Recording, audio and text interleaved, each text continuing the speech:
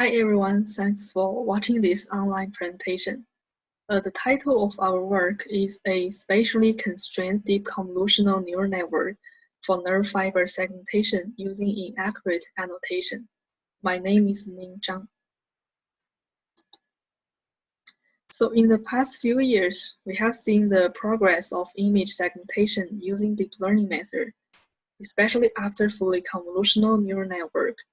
It serves as a meta-algorithm for semantic segmentation tasks. Those end-to-end models achieve excellent performance when accurate label is available for fully supervised learning. This nice segmentation result comes from the UNet model, which is a powerful tool for medical image.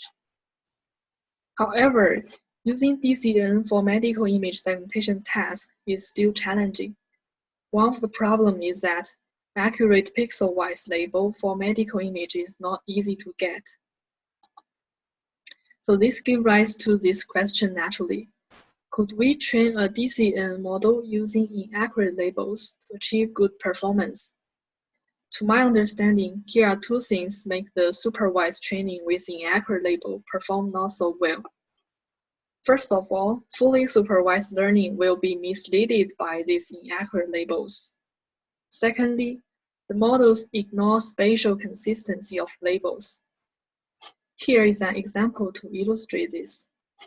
We used corneal confocal microscopic image with inaccurate label to train a UNet model. The labels only have a single pixel width. From the output, we can see that this model also predicts a single pixel width segmentation result. This is not desired because this lost weight information from the original nerve fiber image. Moreover, there are some unnatural breaks in the predicted binary image.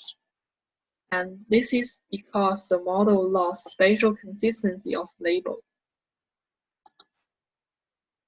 In our method, we integrate conditional random field into DCNN to address these two concerns. We incorporate a spatial consistent constraint using CRF. Based on this model, we construct our new cost function. The cross-entropy term in the cost function corresponding to the data-driven approach.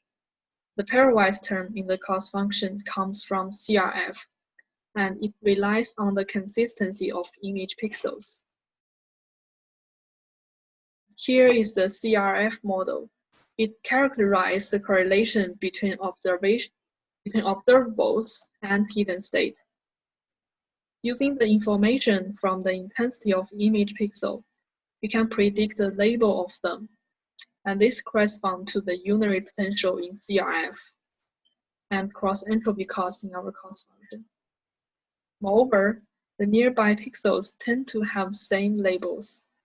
The blue line in the figure represents the pairwise potential in CRF, and it will give us the pairwise cost term here. Here is our network structure. We used UNet as our baseline model. It consists of the encoding path and the decoding path. The skip connection between them introduces the high resolution feature from the encoding path to the decoding layers. Then the cross-entropy cost is calculated at the end of the UNet. And our contribution is to integrate CRF at the end of UNet as dynamic convolutional layer. We use this to construct pairwise cost, which gives spatial constraint on the output. So here is how we make CRF as 3x3 dynamic convolutional layer. We start from the output of UNet. It gives us a probability map which have the same size as the input image. And then we take one pixel along with its A neighbor pixels. P here is the belief of a pixel to the predicted label. The blue color of the neighbor represents that pixel have same label as the center pixel. And yellow means the label are different from the center pixel. So based on this, we can construct our pairwise cost term. There are some very good general properties I want to emphasize here. First of all, we don't want a large cost when there is small confidence on the center pixel, because all the comparison is based on the label of center pixel. And similarly, we want the influence from neighbor pixels to be proportional to the confidence of them. So we use center pixel to convolve with all the pixels here, and this corresponds to the product of our formula here. And to maintain the local consistency of labels, neighbors with different labels will be penalized. So here, we assign a positive weight to different predicted neighbors. And this will lead to a large cost. Then we assign a negative weight to same predicted neighbors. And this purpose is to encourage same class prediction. The point of Gaussian weight is to avoid over-smoothing or blur the real edges. II represents the intensity of center pixel I. Ij is the intensity of neighbor pixel j.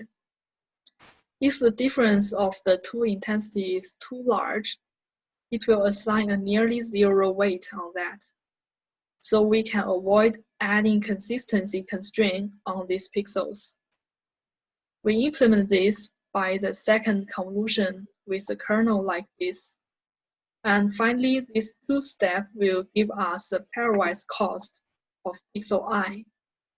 Summing over all pixels leads to the pairwise cost of the whole image. And to test the performance of our method quantitatively, we generate a synthesized dataset with ground truth. We start from a real CCM image. Using image impacting method, we can get a pure background. Then we generate random polynomial curves, and which is the binary ground truth. Combining the polynomial curve and background give us the final synthesized image. We will use this as the input to train a neural network. The corresponding label for training is the inaccurate label here. We get this inaccurate label by morphological operation on the ground truth. And we generate 1,000 such images, randomly select half of them for training and half of them for testing. And here are the training parameters we used in this experiment. From the running time, we can see the dynamic convolution we propose do not take much extra time. The table here summarizes the performance of different methods on the same dataset. The baseline is the inaccurate label we generate for training. Chance method use handcraft features and random forest classifier for segmentation. It is the current state-of-the-art method for CCM nerve fiber segmentation. From the results, we can see this method have much smaller precision. We also compare with our baseline model UNet and UNet with fully connected CRF as post-processing method. The high precision value of UNet is due to that it learned to detect single pixel labels that are well within the nerve fiber. The UNet plus CRF method refined the UNet output slightly, which improved the performance in terms of dice coefficient and recall with smaller precision value.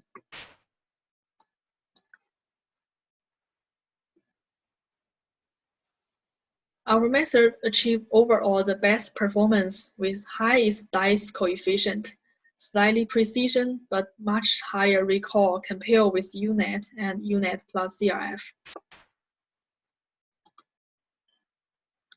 We also compare this method on real CCM images. The inaccurate label we use for training comes from human expert, and the inaccurate label only have single pixel weights. Chance method is more generic to detect linear structures, but it has more false positive. The UNet method predicts very thin nerve fibers.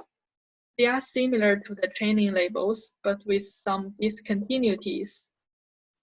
The UNet plus CRF method provide better visual results compared with UNet. We observed that CRF successfully joined the disconnected nerve fiber, but it failed to expand the label to their neighbor regions. This was due to the converged UNet model have very high confidence value for the pixels, even if the label is not right. Therefore, it was difficult for CRF to change the label in the post-processing step. And our method generates smoother and more accurate segmentation results. It prevents the model being overfitted to the training label by adding the spatially consistent constraint. The qualitative result consists with our numerical result. And finally, a summary of our work.